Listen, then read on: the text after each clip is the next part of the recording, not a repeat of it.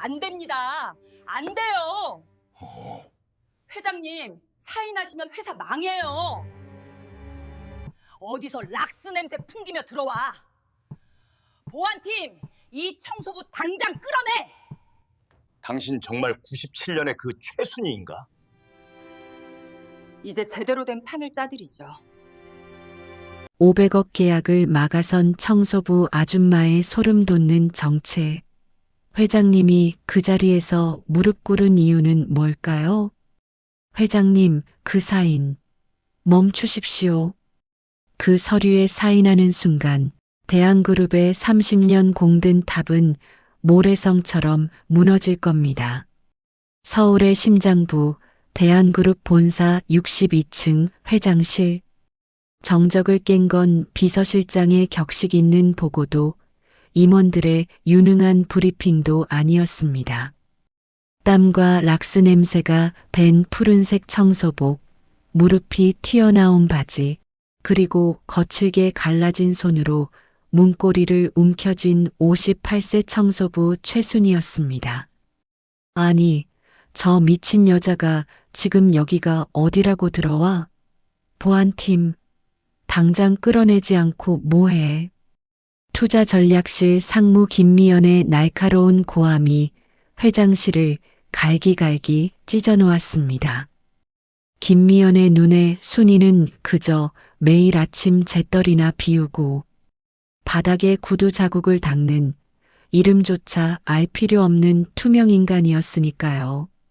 32세의 젊은 상무는 명품 정장을 매만지며 경멸 섞인 눈빛을 보냈습니다.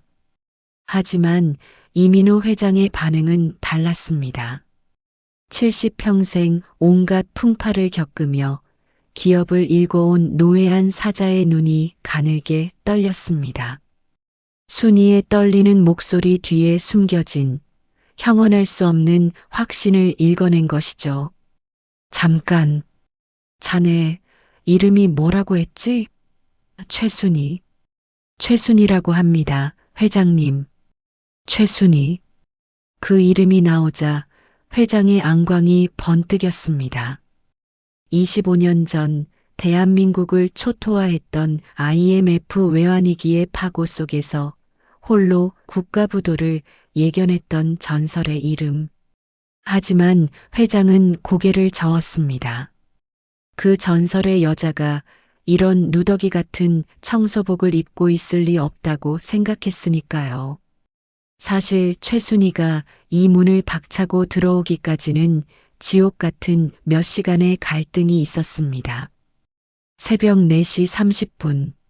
서울이 차가운 어둠에 잠겨 있을 때 순이는 낡은 운동화 끈을 조여맸습니다. 58세의 몸은 매일 아침 천근만근 무거웠습니다. 대걸레를 빨고 수천 장의 유리창을 닫고 잘 나가는 엘리트들의 쓰레기통을 비우는 살. 그것이 지난 20년간 그녀가 스스로를 유배시킨 현장이었습니다. 그녀는 투명인간이었습니다. 엘리베이터에서 명문대 출신 신입사원들과 마주쳐도 그들은 순이를 마치 벽이나 기둥처럼 취급하며 주식 이야기를 떠들었습니다. 야, 이번에 상무님이 추진하는 태양광 투자, 그거 대박이라며? 당연하지. MBA 출신이 괜히 상무겠어? 무조건 풀 매수지. 그럴 때마다 순이의 손목에 힘이 들어갔습니다. 바닥을 닦던 걸레가 미세하게 떨렸습니다. 그들의 대화 속에 섞인 치명적인 오류들이 순이의 머릿속에서 빨간 경고등을 켜고 있었거든요. 바보들. 환율 변동폭은 계산 안 한 거야? 저 수치는 조작된 데이터인데. 사람들은 내가 그저 바닥만 닦는 줄 알았겠지만 나는 매일 아침 쓰레기통에 버려진 경제지들을 다림질하듯 펴서 읽었습니다. 직원들이 엘리베이터에서 흘리는 짧은 수다 속에서도 나는 보이지 않는 시장의 흐름을 초 단위로 계산하고 있었죠. 25년 동안 내 몸은 청소복을 입고 있었지만 내 머릿속 알고리즘은 단 1초도 멈춘 적이 없었습니다. 하지만 순이는 입을 닫았습니다. 과거의 영광은 독이었고 숫자를 읽는 능력은 저주였습니다. 25년 전 그 사건 이후 순이는 결심했었죠. 다시는 숫자의 세계로 돌아가지 않겠노라고. 그런 그녀의 결심을 무너뜨린 건 오전 7시 휴게실. 자판기 커피 한 잔을 마시며 확인한 딸 미진의 메시지였습니다. 엄마, 다음 주 회사 가족의 날 행사 말인데요. 그냥 오지 마세요. 시어머니도 오시는데 엄마 고생하시는 거 보여드리기 좀 그래요. 바쁘다고 할게요. 바쁘다고 할게요. 그 짧은 문장이 날카로운 송곳이 되어 순이의 가슴을 후벼 팠습니다. 딸에게 엄마는 자랑스러운 전문가가 아니라 숨기고 싶은 청소부였던 겁니다. 25년 전 여의도를 호령하던 최순이가 아니라 그저 락스 냄새 풍기는 노인일 뿐이었죠. 순이는 주먹을 꽉 쥐었습니다. 거친 손등 위로 핏줄이 돋았습니다. 내가 왜 여기서 이러고 있어야 하지? 내가 누구인데? 내가 어떻게 만든 이 나라의 기업들인데? 그때 복도 너머 회의실에서 김미연 상무의 자신만만한 목소리가 들려왔습니다. 이번 500억 투자는 제 이름을 걸고 추진하는 겁니다. 태양광 패널 시장 점유율만 보면 답이 나오잖아요. 순이는 홀린 듯 회의실 문틈으로 서류를 훔쳐보았습니다. 그리고 보았습니다. 화려한 그래프 뒤에 숨겨진 파멸의 냄새를. 3일 뒤면 미국에서 터질 보조금 삭감 뉴스가 이 서류에는 전혀 반영되지 않았습니다. 이건 투자가 아니라 대한그룹의 현금 흐름을 막아버릴 독약이었습니다. 순이는 대걸레를 던져버렸습니다. 25년 동안 스스로를 가두었던 청소부라는 감옥의 문을 발로 찼습니다. 그래, 나 최순이야. 숫자는 나를 배신한 적이 없었어. 배신한 건 언제나 사람들이었지. 그녀는 62층 회장실을 향해 달렸습니다. 보안 요원들이 막아섰지만 그녀의 눈빛에 서린 압도적인 기세에 움츠러들었습니다. 그것은 밑바닥 인생의 발악이 아니라 정점에 서본 자만이 가질 수 있는 왕의 귀환과도 같은 눈빛이었으니까요. 그렇게 회장님의 사인을 막아서던 최순희로 서 있게 된 것이었죠. 김미연이 미친 여자 보듯이 순이의 멱살을 잡으려던 찰나 순이가 테이블 위에 놓인 500억 계약서를 낚아채 바닥으로 내팽개쳤습니다.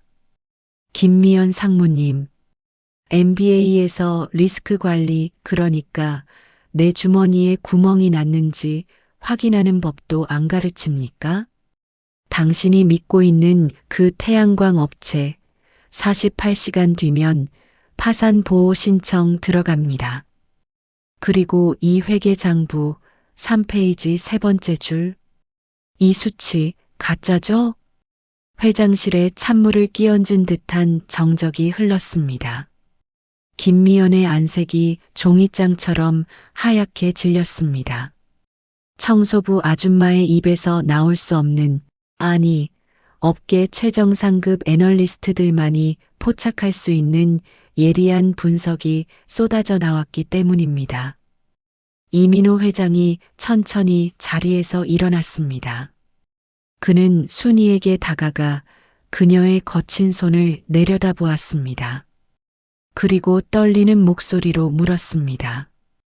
당신, 정말 97년의 그 최순희인가? 여의도의 전설이라 불리던 그 애널리스트. 맞나? 순이는 굽었던 허리를 꼿꼿이 폈습니다. 비록 옷은 남루했지만 그녀의 등 뒤로 25년 전 여의도를 호령하던 거대한 그림자가 일어나는 듯 했습니다. 회장님, 청소는 끝났습니다. 이제 제대로 된 판을 짜드릴 시간입니다. 청소부의 반란인가, 전설의 귀환인가, 최순희가 던진 한마디에 500억 계약은 중단되고 대한그룹은 발칵 뒤집혔습니다. 최순희는 거칠어진 제 손바닥을 내려다보았습니다. 25년. 숫자를 잊고 이름을 지우고 스스로를 어둠 속에 가두어온 시간. 하지만 한번 터져나온 천재의 감각은 댐이 무너지듯 그녀의 머릿속을 과거의 기억으로 적셔버렸습니다. 97년의 최순희. 그 이름을 기억하시는군요. 순희의 목소리는 낮고 깊었습니다. 그 목소리가 회장실의 정적을 뚫고 25년 전 뜨거웠던 여의도의 한복판으로 시간을 돌려놓았습니다. 1997년 가을, 대한민국은 유례없는 호황에 취해 있었습니다. 샴페인을 너무 일찍 터뜨렸다는 경고가 나오기도 전 여의도 증권가는 매일이 축제였죠.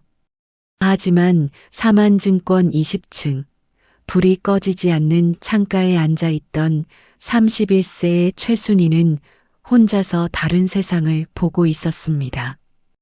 그녀의 앞에는 10대의 CRT 모니터가 지직거리며 푸른 빛을 내뿜고 있었습니다. 모두가 코스피 1000포인트 시대를 노래할 때 순희의 손가락은 복잡한 함수를 그려내며 국가의 밑바닥을 파고들었습니다. 환율 900선 붕괴, 외화 보유의 급감, 종금사들의 무분별한 단기 차입, 순희의 머릿속에서 수만 개의 숫자가 퍼즐처럼 맞춰졌습니다. 결과는 단 하나, 파국이었습니다. 그녀는 떨리는 손으로 리포트 제목을 적었습니다. 대한민국 외환위기 도래보고서 90일간의 카운트다운. 최순희, 자네 미쳤나? 나라가 망한다고? 이 리포트 나가면 시장에 대혼란이 와. 당장 파기해. 당시 팀장은 리포트를 집어 던졌습니다. 여자애가 숫자를 좀 만진다고 우쭈쭈 해줬더니 이제는 국가 경제를 들먹인다며 조롱했죠. 하지만 순희는 물러서지 않았습니다. 팀장님, 숫자는 거짓말을 하지 않습니다. 거짓말을 하는 건 탐욕에 눈이 먼 사람들 뿐이죠. 그녀는 자신의 연봉과 커리어를 걸고 그 리포트를 VIP 고객 10명에게 비밀리에 배포했습니다. 지금 당장 주식을 팔고 달러를 확보하십시오.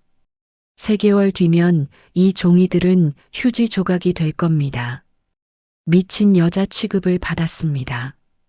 하지만 딱 90일 뒤 1997년 12월 대한민국은 거짓말처럼 IMF 구제금융이라는 벼랑 끝으로 내몰렸습니다. 한강 다리 위에는 절망한 사람들이 줄을 섰고 대기업들이 추풍낙엽처럼 쓰러졌습니다. 오직 순희의 말을 믿었던 10명만이 살아남았습니다. 그들은 순희를 향해 절하며 울었습니다. 최 부장님, 당신이 우리 회사를 살렸습니다. 1998년 봄 순희는 32의 나이에 증권사 역사상 최연소 여성 이사라는 전무후무한 타이틀을 달았습니다. 잡지 표지를 장식하고 그녀가 입은 수트가 유행이 되었습니다. 사람들은 그녀를 여의도의 오라클, 숫자의 여신이라 불렀습니다. 하지만 정점은 곧 낭떠러지였습니다. 순희의 성공은 누군가에게는 시기와 질투의 대상이었습니다. 특히 그녀가 지적했던 부실 기업을 억지로 인수합병시키려던 정계와 재계의 거물들에게 최순희는 제거해야 할 가시 같은 존재였습니다. 순희 씨, 이번 한 번만 눈 감아줘요. 이 기업 회계장부 적당히 손봐서 상장시키면 자네 지분만 수백억이야. 믿었던 직속 상관이자 멘토였던 부사장의 유혹이었습니다. 하지만 순이는 거절했습니다. 숫자를 속이는 것은 자신의 영혼을 파는 일이라 믿었기 때문입니다. 그런데 그것이 화근이었습니다. 며칠 뒤 순이의 책상에 검찰 수사관들이 들이닥쳤습니다. 기업 기밀 유출 및 거액의 뇌물수수. 그녀가 단 한 번도 본 적 없는 비자금 계좌가 그녀의 명의로 발견되었습니다. 모든 증거는 완벽하게 조작되어 있었습니다. 검찰 수사관들이 들이닥치고 세상이 나를 범죄자로 낙인 찍던 그날, 내가 가장 먼저 찾은 건 법적 대응책이 아닌 남편 진호 씨의 손이었습니다. 하지만 내 손을 잡아줄 줄 알았던 남편은 이미 사냥개처럼 눈을 부라리고 있었죠. 당신 제정신이야? 숫자에 미쳐서 탐욕 부리더니 결국 이 사달을 내. 나랑 미진이까지 범죄자 가족으로 만들 셈이냐고. 남편은 위로 대신 이혼 서류를 내 얼굴에 던졌습니다. 그건 시작일 뿐이었죠. 내가 결백을 증명하기 위해 동분서주하던 그 짧은 며칠 사이 남편은 내 가방 속에 있던 인감도장과 가족의 노후를 위해 모아둔 비밀 계좌를 훔쳐냈습니다. 자산이 압류되기 직전 그는 집 보증금까지 포함된 현금을 몽땅 인출해 평소 내가 의심해왔던 내연녀와 함께 해외로 도주해버렸습니다. 가장 잔인했던 건 도망치기 전 7살 미진이에게 남긴 마지막 말이었습니다. 엄마가 아주 나쁜 짓을 해서 이제 우리는 같이 살 수 없어. 이건 다 엄마 때문이야. 빚쟁이들이 들이닥쳐 빨간 딱지를 붙이던 차가운 거실에서 미진이는 공포에 질린 눈으로 나를 보며 물었습니다. 엄마가 정말 나쁜 짓을 한 거야? 아빠 말이 맞아? 그 눈빛이 내 심장을 갈기갈기 찢어놓았습니다. 세상 모든 고객이 나에게 등을 돌리고 동료들이 침묵할 때보다 내 남편이 내 딸의 가슴에 살인보다 무서운 불신을 심어놓고 떠난 그 순간 나는 비로소 무너졌습니다. 내가 25년 동안 청소복 뒤에 숨어 죽은 듯이 살아야 했던 건 돈이 없어서가 아니라 내 딸의 눈에 비친 범죄자 엄마라는 낙인을 감당할 자신이 없었기 때문입니다. 엄마가 정말 나쁜 짓 한 거야? 유치원 가기 무서워. 당시 67살이던 딸 미진의 울음소리가 순이의 가슴에 대못을 박았습니다. 세상의 비난보다 딸의 불신이 더 아팠습니다. 순이는 가족을 지키기 위해 그리고 더 큰 권력의 희생양이 되지 않기 위해 모든 혐의를 뒤집어쓰고 업계에서 영구 퇴출당하는 조건으로 합의했습니다. 그날 이후 최순이는 죽었습니다. 화려한 수트 대신 땀 냄새 나는 청소복을 입었습니다. 숫자를 보면 그날의 고통이 떠올라 일부러 신문 경제면을 피했고 주식 방송이 나오면 TV를 껐습니다. 그렇게 25년을 그림자로 살았습니다. 딸에게는 능력이 없어 청소나 하는 무능한 엄마로 남는 편이 범죄자 엄마로 남는 것보다 낫다고 생각하며 스스로를 학대했습니다. 과거를 회상하는 순이의 눈빛이 아련했습니다. 그렇게 숫자를 버리고 살았습니다. 그런데 오늘 회장님 방에서 이 서류를 보는 순간 잠들었던 숫자들이 제 귀에 비명을 지르더군요. 이 투자는 25년 전 제가 거부했던 그 더러운 조작의 냄새와 너무도 닮아 있다고요. 순이의 이야기가 끝나자 회장실은 무거운 침묵에 잠겼습니다. 김미연 상무는 사색이 된 채 입술만 달달 떨고 있었습니다. 이민호 회장은 천천히 순이에게 다가가 그녀의 거친 손을 두 손으로 감싸 쥐었습니다. 최 이사, 아니 최순희 씨, 당신을 이렇게 만든 게 이 바닥의 탐욕이었다면 그 탐욕을 바로잡을 기회를 다시 한번 주겠소. 500억이 문제가 아니야. 내 기업의 양심을 구해주시오. 그때였습니다. 회장실 문이 거칠게 열리며 비서가 달려들어왔습니다. 회장님, 큰일 났습니다. 방금 미국 현지에서 속보가 떴습니다. 저희가 투자하려던 태양광 파트너사의 CEO가 공금 횡령으로 구속되고 파산 절차에 들어갔다고 합니다. 순이가 예견했던 48시간보다 훨씬 빠른 단 2시간 만의 파국이었습니다. 김미연의 손에서 펜이 힘없이 떨어졌어요. 다행히 회사는 위기에서 구해졌지만 김미연의 파르르 떨리는 눈은 최순희를 향해 번뜩였습니다. 회장님, 이 여자는 사기꾼입니다. 25년 전 업계에서 영구 제명된 전과자라고요. 김미연 상무의 날카로운 목소리가 회장실 벽을 때렸습니다. 김미연은 자신의 실수를 덮기 위해 비서실에서 급히 공수해온 순이의 뒷조사 서류를 내던졌습니다. 이런 오물 같은 여자가 감히 대한그룹의 500억 투자를 막아서다니요? 이건 회장님에 대한 모욕입니다. 하지만 순이는 흔들리지 않았습니다. 오히려 천천히 푸른 청소복 소매를 걷어붙였죠. 락스 독에 벌겋게 달아오르고 굳은 살이 박인 그 손이 김미연이 내민 화려한 서류보다 훨씬 더 묵직한 진실을 품고 있었습니다. 최 상무님, 제 과거가 더러운지 당신의 숫자가 더러운지는 지금부터 이 보드가 말해줄 겁니다. 순이는 청소 도구함에서 매직펜을 꺼내 회장실 화이트보드 앞에 섰습니다. 순이의 손끝에서 복잡한 수식과 지배구조도가 그려지기 시작했습니다. 회장님, 이건 단순한 투자가 아닙니다.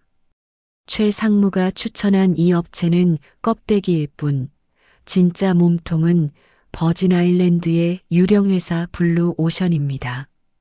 회장님이 500억을 넣는 순간 그 돈은 이 유령 회사를 거쳐 다시 대한그룹의 지분을 사들이는 데 사용될 계획이었습니다. 회장님의 돈으로 회장님의 목을 치려한 것이죠. 순이는 회장실 구석에서 사색이 된 김재식 위원장을 매섭게 노려보았습니다. 김 위원장, 당신은 당신의 딸 김미연을 앞세워 대한그룹을 통째로 집어삼키려 한 겁니다. 25년 전 나를 이용해 비자금을 만들고 나락으로 밀어넣었던 그 독약의 공식을 이번엔 이 기업에 주입하려 한 것이죠. 그때 홍보팀 미진이 회장실로 뛰어들어왔습니다. 엄마, 왜 여기까지 와서 나를 망신시켜? 미진의 절규에 순이의 어깨가 떨렸습니다. 김미연은 비열하게 웃으며 미진을 조롱했습니다. 전과자 엄마 밑에서 자란 자식이라 역시 수준이 낮네. 순이는 눈물을 쏟는 딸의 어깨를 붙잡고 김재식을 향해 포효했습니다. 내가 왜 25년 동안 이 거친 청소복 뒤에 숨어 죽은 듯 살았는지 알아? 김재식, 당신이 내 입이 열리는 순간 내 딸의 숨을 끊겠다고 협박했으니까. 내 눈앞에서 유치원 차를 기다리던 어린 미진이를 향해 깡패들을 보냈던 그날을 내가 잊을 것 같아? 내 자식을 지키기 위해 나는 스스로 투명 인간이 되는 길을 택했던 거야. 순이는 화이트보드에 김재식 부녀가 지난 1년간 조직적으로 자금을 세탁해온 경로를 완벽하게 복귀해냈습니다. 사람은 변해도 숫자의 지문은 변하지 않습니다. 25년 전 나를 매장했던 그 수식 그대로 당신들은 다시 한번 죄를 지었습니다. 이민호 회장의 얼굴이 창백해졌습니다. 자신이 믿었던 마쿠 실력자 김재식과 유능한 인재 김미연이 사실은 자신의 심장을 노리던 부녀관계의 포식자였다는 사실에 분노가 폭발했습니다. 김 위원장 자네가 감히 내 자금줄을 쥐고 이런 짓을 벌였단 말인가. 회장은 결단력 있게 비서실장에게 명령했습니다. 지금 당장 태양광 투자 전면 중단하고 김재식과 김미연에 대한 내부 감사 착수해. 한 푼도 빼돌리지 못하게 계좌부터 동결시켜. 순이는 바닥에 떨어진 대걸레를 다시 잡지 않았습니다. 대신 딸 미진의 눈물을 닦아주며 당당히 말했습니다. 미진아, 이제 엄마는 더 이상 도망치지 않아. 너를 부끄럽게 만든 저 가짜들의 가면을 이 엄마가 하나하나 다 벗겨줄게. 과연 최순이는 잃어버린 명예와 가족을 모두 되찾을 수 있을까요? 김재식 부녀는 이대로 얌전히 처분만 바라고 있을까요?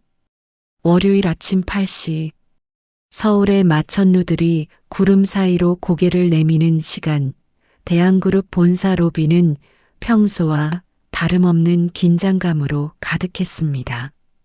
하지만 오늘 로비의 공기는 평소와 조금 달랐습니다.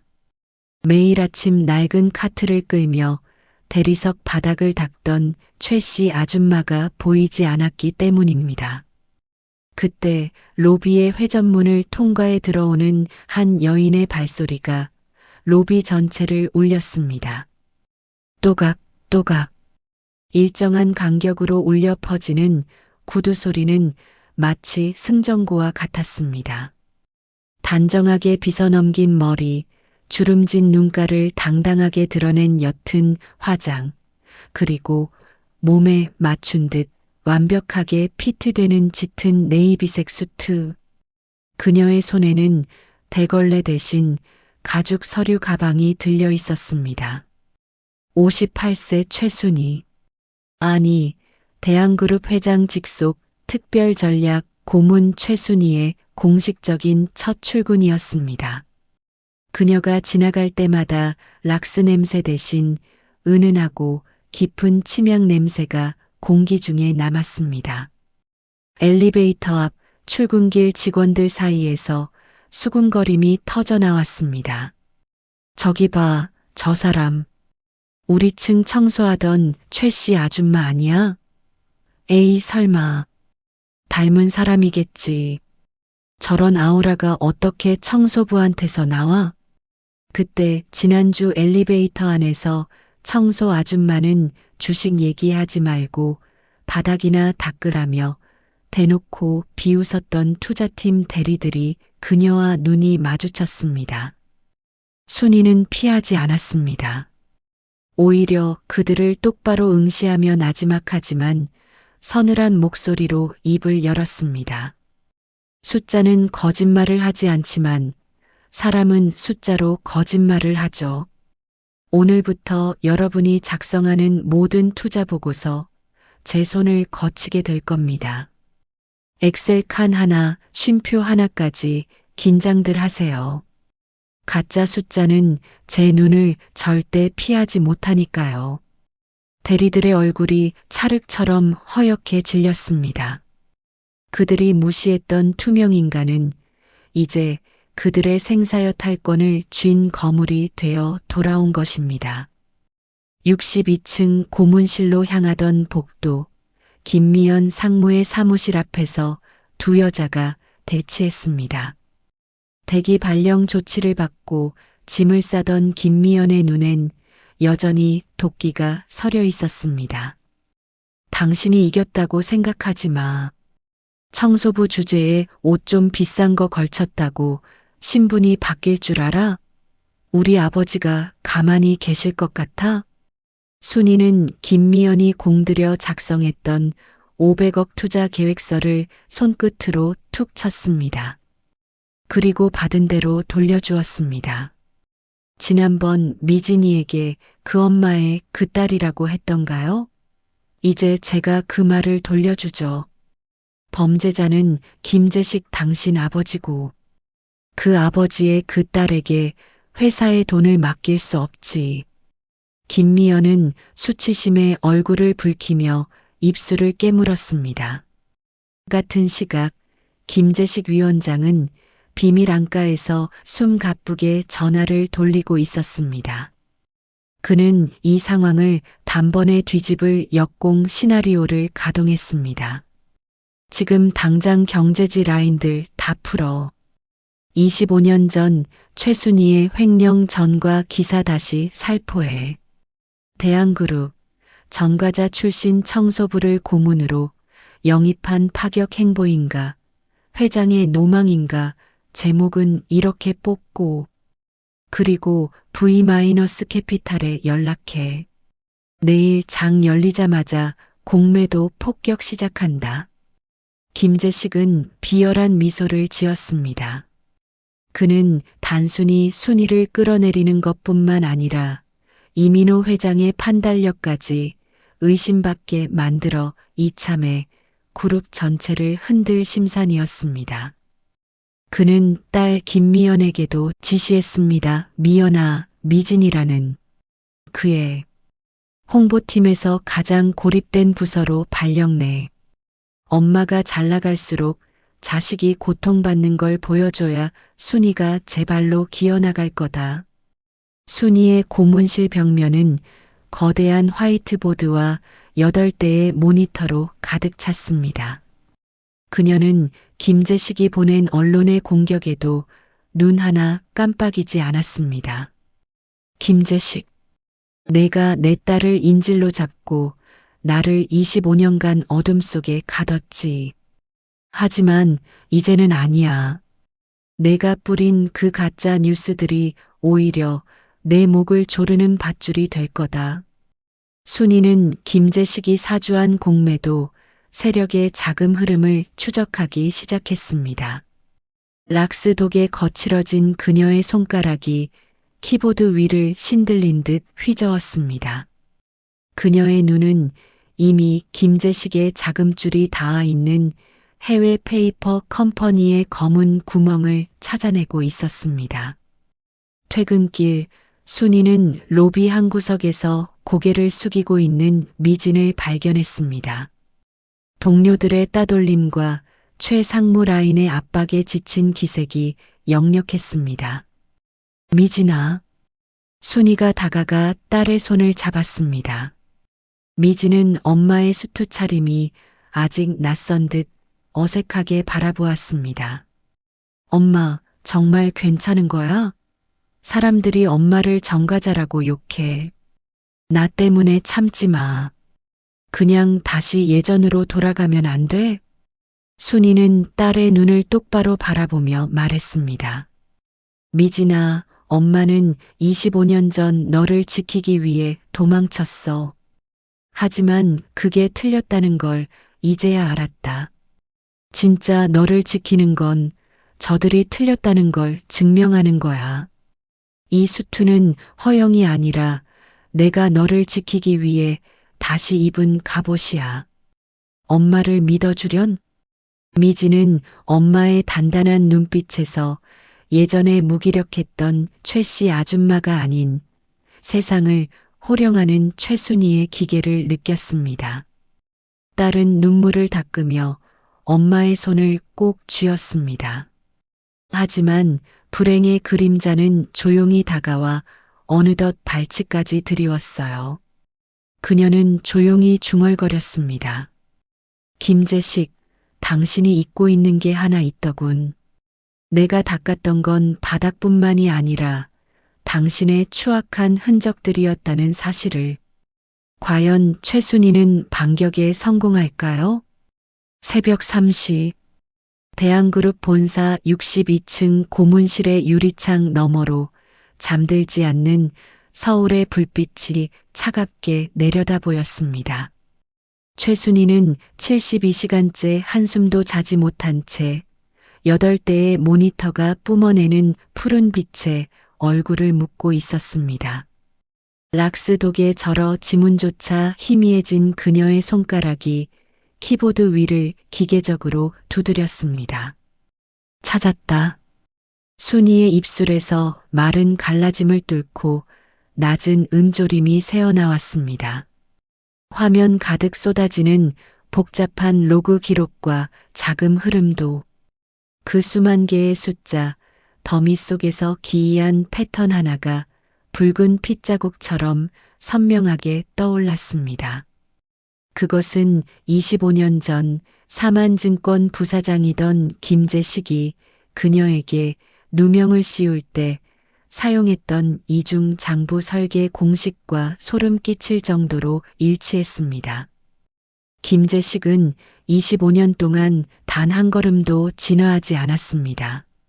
아니, 그는 자신의 수법이 완벽하다고 믿었기에 변할 필요를 느끼지 못했을 것입니다.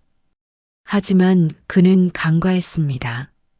자신이 쓰레기처럼 버린 그 최순희가 25년 동안 청소복 뒤에 숨어 그가 짓밟은 숫자의 파편들을 매일 밤 머릿속으로 복기하며 칼날을 갈아왔다는 사실을 말입니다. 그때였습니다. 육중한 고문실 문이 예고 없이 거칠게 열렸습니다. 정적을 깨고 들어온 이들은 수투 차림의 사내들, 서울중앙지검 소속 수사관들이었습니다. 그들의 손에는 김재식이 미리 짜놓은 내부정보 이용 및 산업 스파이 혐의가 적힌 체포영장이 들려 있었습니다. 최순희 씨, 당신을 대한그룹 기밀 유출 및 자본시장법 위반 혐의로 긴급 체포합니다. 변호사를 선임할 권리가 있고, 수사관의 기계적인 미란다 원칙 낭독이 이어졌지만 순이는 미동조차 하지 않았습니다. 그녀는 천천히 의자를 돌려 그들을 마주 보았습니다. 밤샘 작업으로 충혈된 그녀의 눈은 공포가 아닌 상대를 압도하는 서늘한 이성으로 빛나고 있었습니다. 체포? 좋습니다. 하지만 그 전에 이 모니터부터 보시죠. 당신들이 지금 나를 이 문 밖으로 끌고 나가는 순간 이 컴퓨터에 설정된 데드맨 스위치가 작동할 겁니다. 이 안에는 당신들이 충성하는 김재식 위원장이 지난 10년간 정재계에 뿌린 뇌물 리스트와 해외 비자금 계좌 42개가 담겨 있습니다. 실시간으로 언론사와 대검찰청 감찰부로 전송되도록 설계했죠. 감당할 수 있겠습니까? 순이의 목소리는 낮고 단호했습니다. 수사관들의 눈동자가 흔들리기 시작했습니다. 그들은 자신들이 사냥개를 잡으러 온 줄 알았으나 눈앞에 있는 것은 거대한 함정을 파놓고 기다리던 포식자였습니다. 락스에 상처 입은 그녀의 거친 손끝이 가리키는 곳은 곧 대한민국 권력의 심장이었습니다. 팽팽한 대치가 이어지던 찰나 순이의 낡은 핸드폰이 진동했습니다. 발신자 제한 번호로 도착한 짧은 영상 메시지. 떨리는 손으로 영상을 재생한 순이의 동공이 지진이라도 난 듯 격렬하게 흔들렸습니다. 화면 속에는 입이 테이프로 막힌 채 경기 외곽의 어느 어두운 창고 의자에 묶여있는 딸 미진의 모습이 보였습니다. 그리고 화면 너머로 들려오는 김미연 상무의 소름 끼치는 웃음소리. 최순희 고문님, 당신이 숫자로 장난치는 동안 당신 딸은 숨이 넘어가게 생겼네. 25년 전처럼 조용히 사라졌으면 이런 일 없었잖아. 지금 당장 그 자료 다 파기하고 자수해. 안 그러면 김미진 대리는 오늘 밤으로 대한그룹 홍보팀이 아니라 실종자 명단에 오르게 될 테니까. 순이의 가슴 밑바닥에서 뜨거운 것이 울컥 치밀어 올랐습니다. 25년 전 딸의 유치원 가방을 보며 무릎 꿇었던 그날의 공포가 온몸을 휘감았습니다. 하지만 이번에는 달랐습니다. 그녀는 25년 전에 무력한 엄마가 아니었습니다. 순이는 눈물을 닦아내며 수사관들을 밀치고 방을 나섰습니다. 그녀의 눈은 이제 숫자를 분석하던 차가운 눈이 아닌 새끼를 지키기 위해 폭주하는 맹수의 눈으로 변해 있었습니다. 순이는 수사관들의 추격을 따돌리고 지하 주차장에 세워진 낡은 청소용 트럭에 올라탔습니다. 그녀는 운전대를 잡은 채 방금 받은 영상의 소리에 집중했습니다.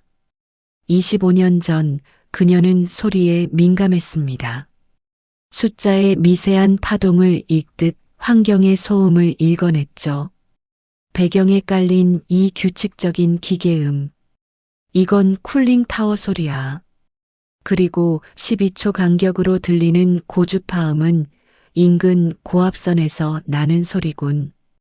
순이의 머릿속에 대한그룹이 5년 전 용도 폐기했던 경기도 광주의 저온 물류창고 지도가 떠올랐습니다. 그곳은 고압 송전탑 바로 아래에 위치해 있었고 인근에 거대한 냉각 시설이 있는 유일한 장소였습니다.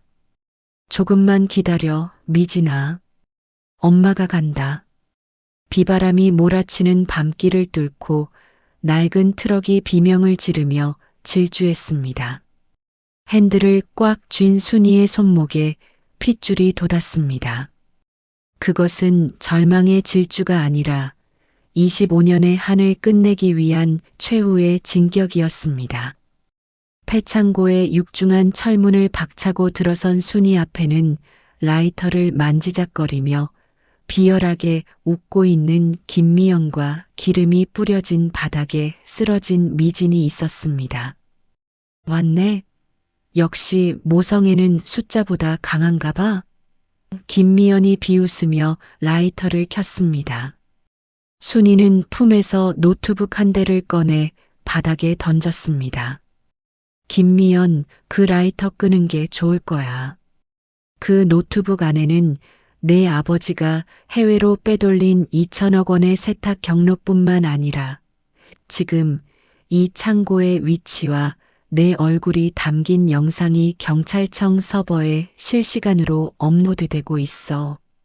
내가 라이터를 켜는 순간 너는 살인미수가 아니라 내란에 가까운 금융범죄의 주범으로 영원히 햇빛을 못 보게 될 거야.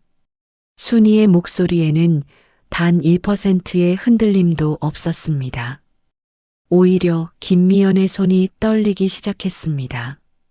거짓말 마. 아빠가 다 막아준다고 했어. 내 아빠? 김재식은 지금 자기 살 길 찾느라 바빠서 너를 버렸어. 방금 전 전송된 자료 때문에 검찰 수뇌부도 더 이상 김재식을 비호하지 못해. 선택해. 딸을 내놓고 자수할 건지 아니면 아버지와 함께 무덤으로 들어갈 건지. 내가 계산한 내 생존 확률은 0%야. 순이의 압도적인 기세에 김미연은 결국 라이터를 떨어뜨리고 주저앉았습니다. 순이는 달려가 미진의 결박을 풀었습니다. 락스 냄새와 식은땀, 그리고 빗물이 범벅된 엄마의 품 안에서 미진은 어린아이처럼 소리내어 울었습니다. 엄마, 미안해. 내가 엄마 마음도 모르고. 나 때문에 엄마가 또. 아니야, 미진아. 이제 아무도 너를, 그리고 우리를 건드리지 못해. 엄마가 이 손으로 전부 끝내버릴게. 창고 밖으로 멀리서 경찰차의 사이렌 소리가 들려왔습니다. 하지만 그것은 순이를 잡으러 오는 소리가 아니었습니다. 무너져가는 김제식의 제국을 무너뜨리러 오는 정의의 소리였습니다. 순이는 미진의 손을 꼭 잡고 창고를 걸어 나왔습니다. 그녀의 눈은 이제 김제식이라는 거대한 악의 심장을 향해 조준되어 있었습니다. 김제식, 내가 만든 지옥의 숫자를 내가 천국의 수식으로 바꿔주지. 과연 전설의 애널리스트는 절망 속에서 어떤 기적을 쏘아 올릴까요? 새벽 5시, 안개에 쌓인 여의도 증권가는 폭풍 전야의 정적에 잠겨 있었습니다.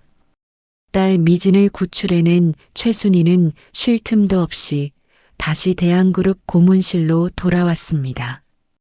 그녀의 수트 소매에는 어제 창고에서 묻은 흙먼지가 조금 남아 있었지만 눈빛만은 그 어느 때보다 날카롭게 벼려져 있었습니다. 모니터 화면 속에는 김제식이 던진 최후의 자폭 폭탄이 카운트다운을 시작하고 있었습니다. 김제식은 자신이 구속될 위기에 처하자 해외 투기 자본인 블랙 맘바와 결탁해 대한그룹 주식을 대량으로 공매도하며 기업 가치를 고의로 분쇄하기 시작했습니다. 회사가 망하더라도 자신의 비자금만은 지키겠다는 그야말로 초토화 작전이었습니다. 회장님, 주가가 하한가로 직행하고 있습니다. 외국계 자본이 물량을 쏟아내고 있어요. 이대로라면 오늘 오후면 대한그룹은 공중분해됩니다. 이민호 회장의 비명 섞인 보고가 들려왔지만 순이는 미동조차 하지 않았습니다. 그녀는 폭포처럼 쏟아지는 빨간색 하락 숫자들을 응시하며 중얼거렸습니다. 김제식, 내가 내 딸을 감히 건드려? 내가 판 지옥의 깊이가 겨우 이 정도라면 내가 그 밑바닥을 보여주지. 대한그룹 임원들은 패닉에 빠져 하나둘 자취를 감췄습니다. 침몰하는 배에서 먼저 탈출하는 쥐새끼들처럼 김제식의 위세에 눌린 자들은 순이를 비웃으며 떠나갔죠. 고독한 전장에 홀로 남은 순이 앞에 육중한 문이 열리며 한 노신사가 지팡이를 짚고 들어왔습니다. 백발이 성성하지만 호랑이 같은 기계를 지닌 노인, 그는 과거 금융계의 전설이자 현재는 은둔 중인 상록회의 수장 박 회장이었습니다. 25년 전 순이가 리포트 하나로 전 재산을 지켜주었던 그 VIP 고객이었습니다. 최순희 씨, 25년 만이군. 당신이 다시 일을 시작했다는 소식을 듣고 이 늙은이 심장이 다시 뛰더군. 박 회장은 떨리는 손으로 낡은 가죽 수첩 하나를 내밀었습니다.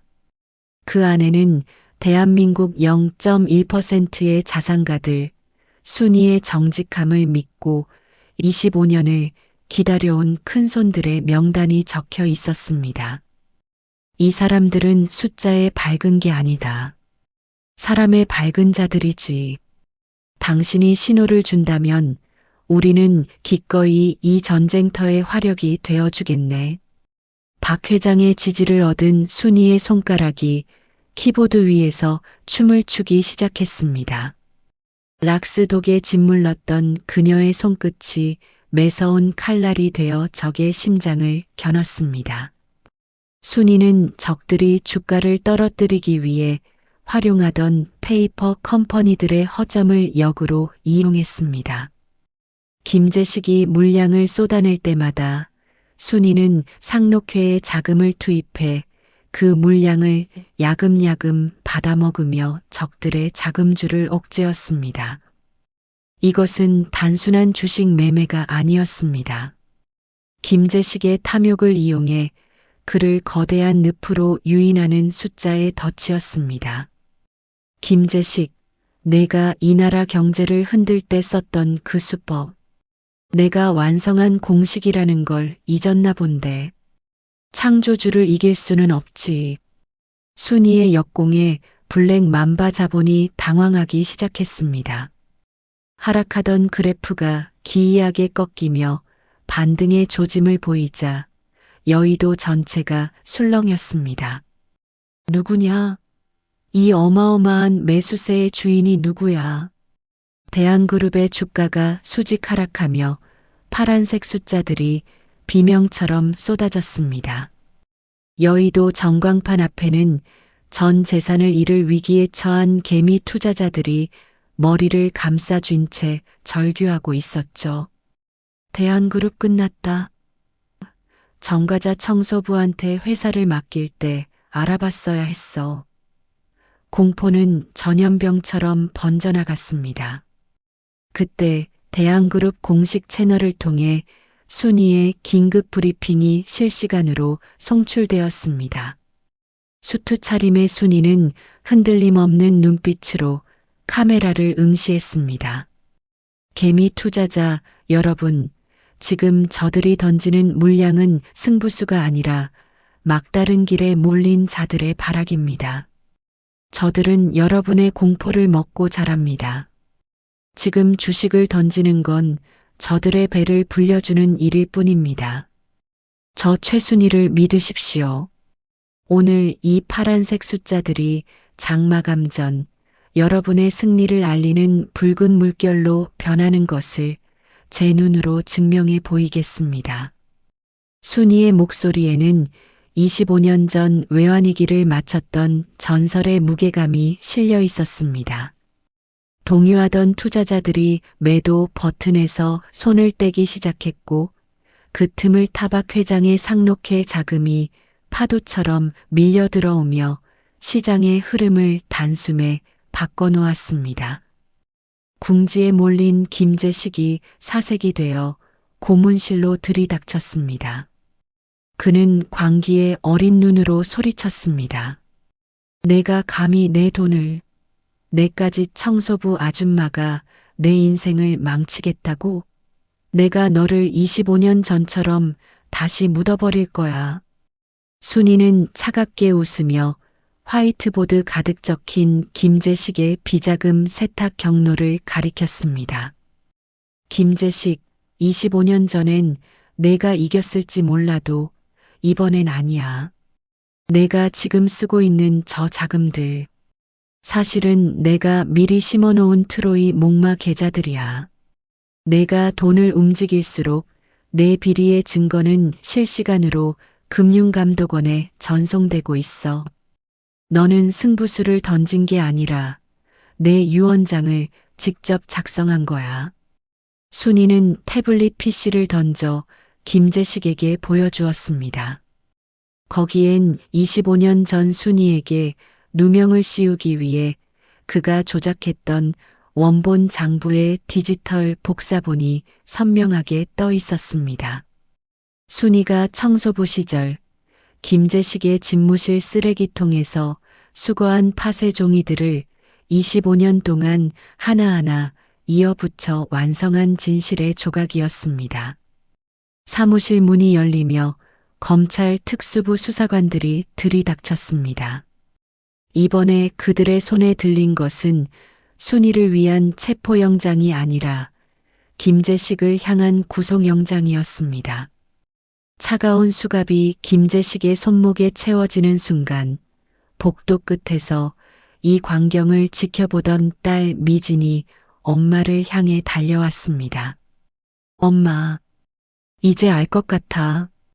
엄마가 왜 그렇게 숫자에 엄격했는지, 그리고 그 청소복이 얼마나 무거운 훈장이었는지.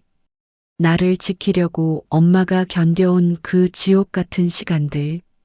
미안해, 엄마. 미지는 엄마의 거친 손을 잡고 펑펑 울음을 터뜨렸습니다. 순이는 눈물을 참으며 딸의 어깨를 토닥였습니다. 25년의 한이 씻겨 내려가는 순간이었습니다. 김재식이 끌려나가는 뒷모습을 보며 순이는 나지막이 응조렸습니다. 김재식, 기억해라. 진짜 권위는 거칠애에서 나오는 게 아니라 지켜야 할 사람들을 지키는 책임감에서 나오는 법이지. 너 같은 가짜에겐 처음부터 어울리지 않는 자리였어. 대한그룹의 주가는 거짓말처럼 다시 치솟기 시작했습니다. 상록회의 거대한 자금과 개미 투자자들의 신뢰가 합쳐져 김재식의 어둠을 몰아낸 것입니다. 순이는 승리의 기쁨보다 이제야 비로소 딸 앞에서 떳떳한 엄마가 되었다는 안도감에 눈을 감았습니다. 모든 게 끝나고 제자리로 돌아갈 줄 알았는데 충격적 소식이 들려올 줄 그때는 몰랐습니다. 김재식이 수갑을 찬 채 끌려나간 자리에 남은 것은 승리의 환호성이 아닌 깊고 무거운 정적이었습니다. 대한그룹의 공중분해를 막아내고 500억의 손실을 방어한 최순희는 명실상부한 영웅이었지만 그녀의 눈은 여전히 25년 전의 차가운 바다 한가운데에 머물러 있었습니다. 숫자로 쌓아 올린 복수는 완성되었으나 그녀의 인생을 송두리째 앗아갔던 사람에 대한 상처는 아직 아물지 않았기 때문입니다. 그때 비서실을 통해 뜻밖의 전갈이 도착했습니다. 특별 고문님, 어떤 노신사가 꼭 뵙기를 청합니다.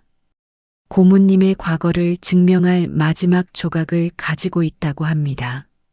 면회실의 투명한 유리병 너머 한 남자가 앉아 있었습니다.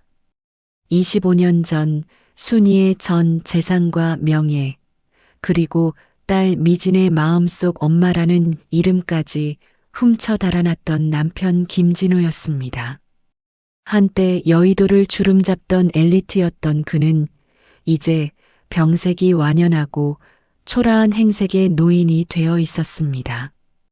여보, 정말 오랜만이네. 남편의 목소리는 갈라져 있었고 눈은 죄책감과 공포로 흔들리고 있었습니다. 순이는 차가운 눈빛으로 그를 응시했습니다. 25년 동안 수만 번 상상했던 재회였지만 막상 마주한 배신자의 모습은 분노조차 아까울 만큼 비참했습니다. 당신이 여기 왜 왔지?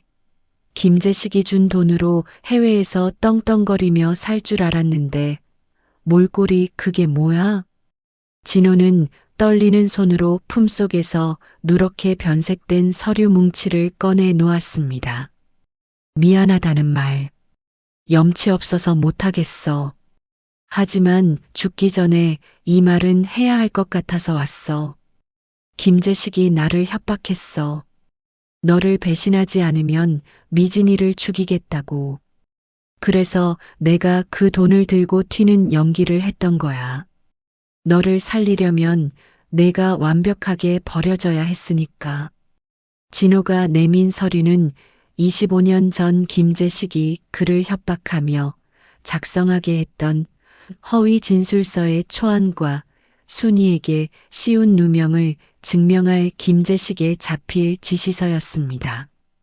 남편 역시 김재식이라는 거대한 거미줄에 걸린 또 다른 희생양이었던 셈입니다. 하지만 순이의 눈빛은 흔들리지 않았습니다. 그래서 나를 살리기 위해 내 딸의 가슴에 엄마는 범죄자라는 대못을 받고 25년을 지옥에서 살게 했다는 게 당신 변명이야? 당신은 나를 살린 게 아니라 우리 인생을 통째로 도려낸 거야. 당신의 그 비겁함이 김재식의 칼날보다 더 아팠어.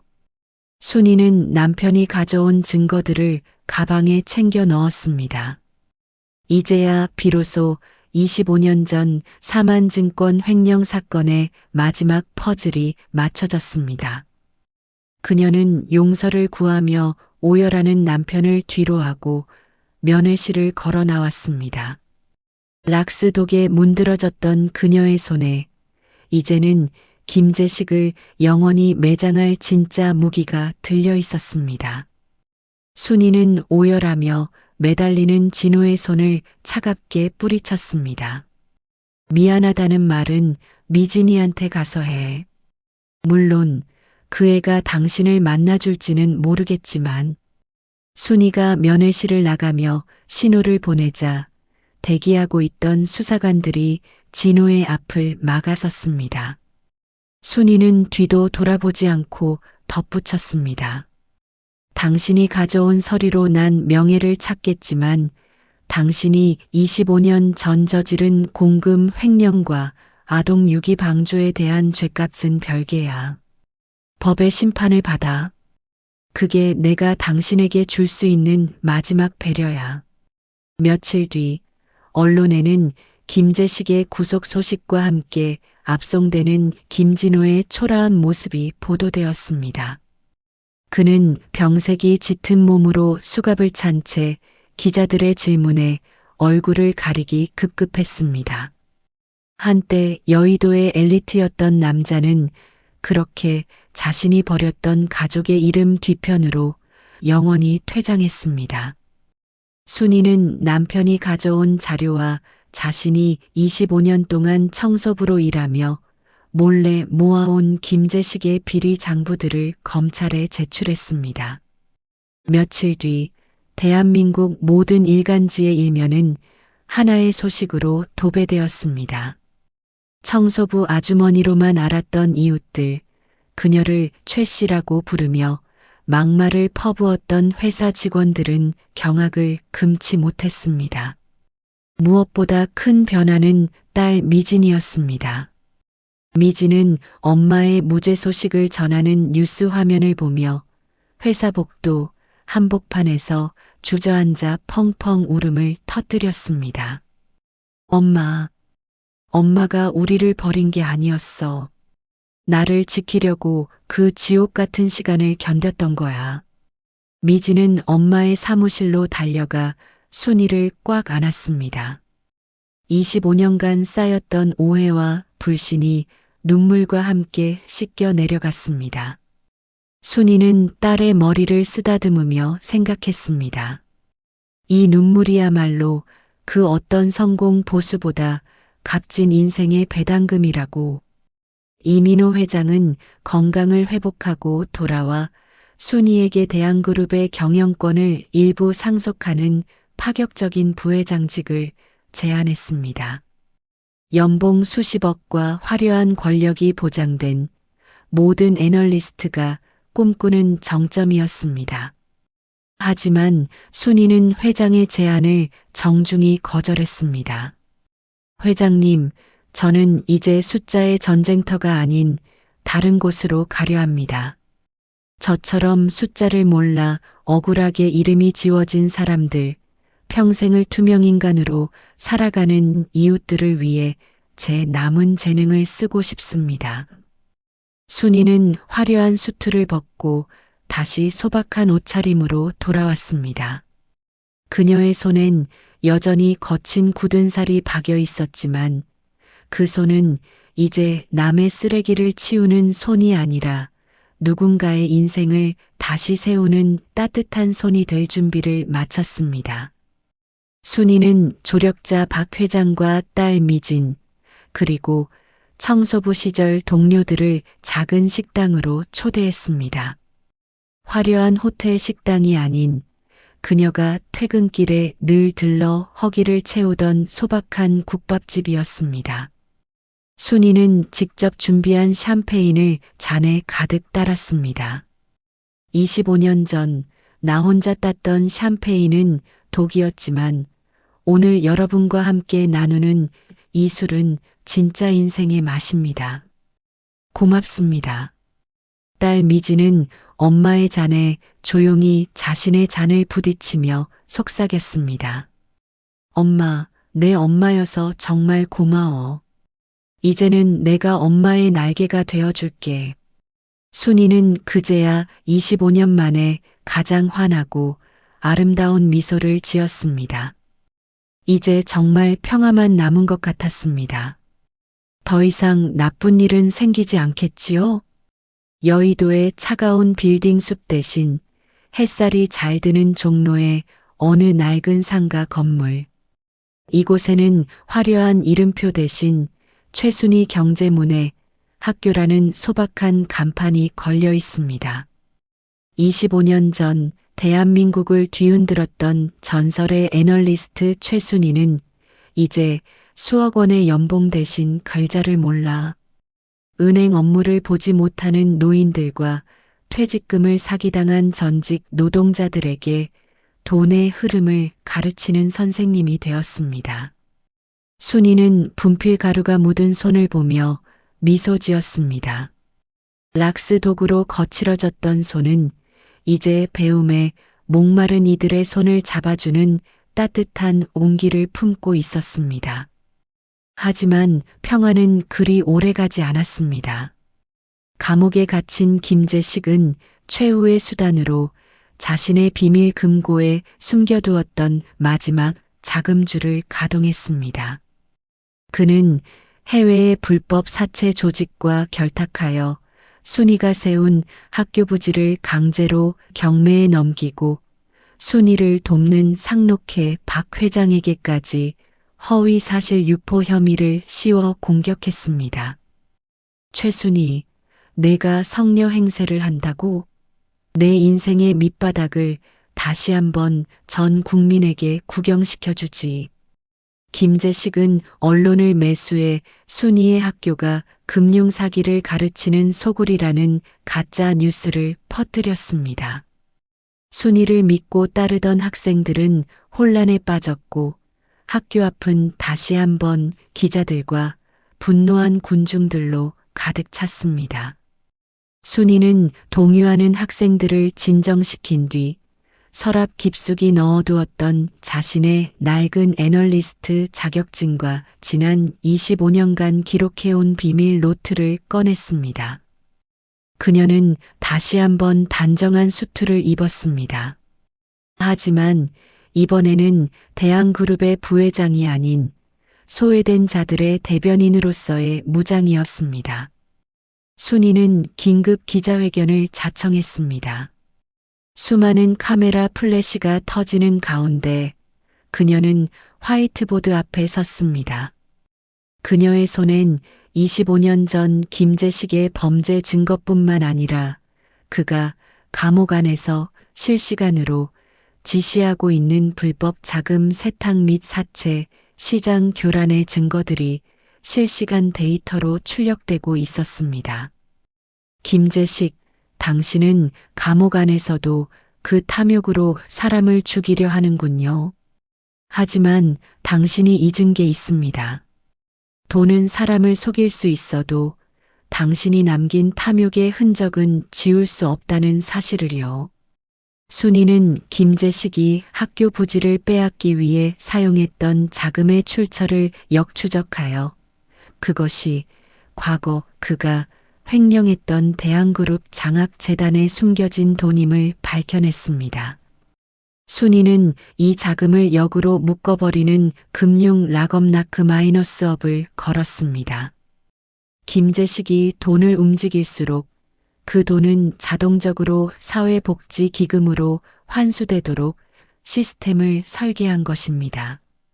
내가 악행을 위해 돈을 쓸수록 세상은 더 따뜻해질 거다. 이게 내가 너에게 주는 마지막 형벌이야.